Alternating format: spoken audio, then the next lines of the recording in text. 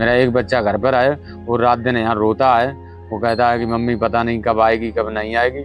वो ना खाना खाता है ना कुछ। आना जाना तो घर पर था, लेकिन ये नहीं सोचते थे कि ये दोनों जने आपस में मिल जाएंगे। लेकिन वो सफल लगता था तो इसलिए कोई वो नहीं करी थी। 20,000 रुपए की मैंने इनाम की भी घोषणा किया, जो मुझे ढूंढ के वक्त दे दे हम उसको 20,000 रुपए देंगे। बेचारा पति थानों में घूम रहा है, अधिकारियों के चक्कर काट रहा है, लेकिन कहीं सुनवाई नहीं हुई और मजबूर होकर खुद इनाम घोषित कर दिया। बीवी ना सही, बच्चे ही लौटा दो कोई। पति कह रहा है मेरा बेटा दिन रात रोता है माँ और बहनों के लिए। मेरा नाम जितेंद्र कुमार है, मेरा पत्नी का नाम कोमल देवी है। वो नंदराम के साथ चली गई है और मेरे 3 बच्चे हैं। एक बच्चे को घर पर छोड़ गई है, 2 बच्चियां मेरी साथ में ले गई हैं। पत्नी जहाँ जाना चाहे तहाँ चली जाए, लेकिन मेरे बच्चे मुझे मिल जाएं।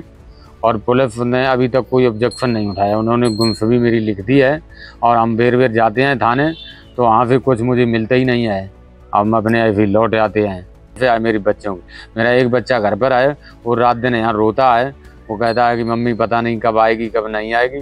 वो ना खाना खाता है ना कुछ। पूरा घर ही परेशान है खाना के लिए, और खाना बनाने के लिए घर पर कोई नहीं है। ये है इटावा के जितेंद्र, जिनकी पत्नी कोमल देवी अपने चचिया ससुर के साथ ही भाग गईं। 2014 में दोनों की शादी हुई थी, लेकिन 9 साल का अटूट रिश्ता इश्क की सनक की भीड़ चढ़ गया। 1.5 महीना हो गया है। ना तो चचिया ससुर नंदराम का कुछ पता है और ना ही बहुरानी कोमल देवी का।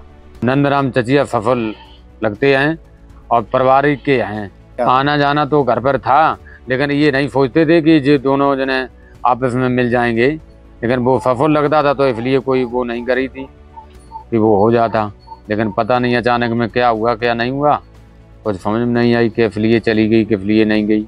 गांव वाले भी सवाल उठा रहे हैं कि अगर यही केस किसी नेता या पैसे वाले से जुड़ा होता तो अब तक पूरा इलाका छान मारा गया होता।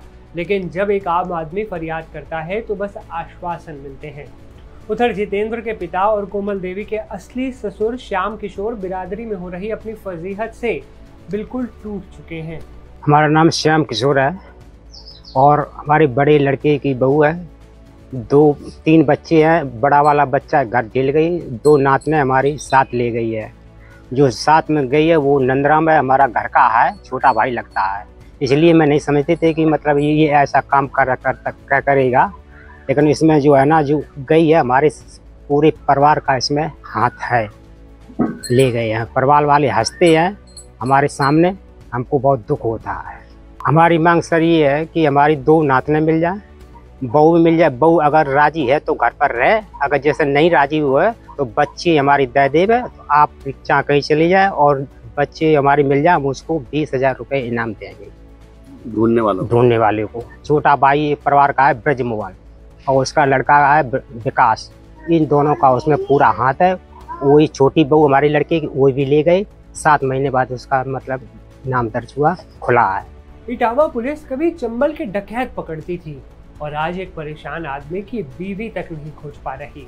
पुलिस के अधिकारी कह रहे हैं कि जांच चल रही है, छानबीन चल रही है, लेकिन हकीकत में मामला ठंडे बस्ते में जाता दिख रहा है। थाना उसरार पर दिनांक 4/4/2025 को जितेंद्र पुत्र श्याम किशोर निवासी ग्राम पूरनपुर थाना उसरार जनपद इटावा द्वारा लिखित सूचित किया गया कि उसकी पत्नी मैं 2 बच्चियों के साथ दिनांक 3/4/2025 को सुबह 11 बजे दिन बाजार गई थी, जो घर वापस नहीं आई है।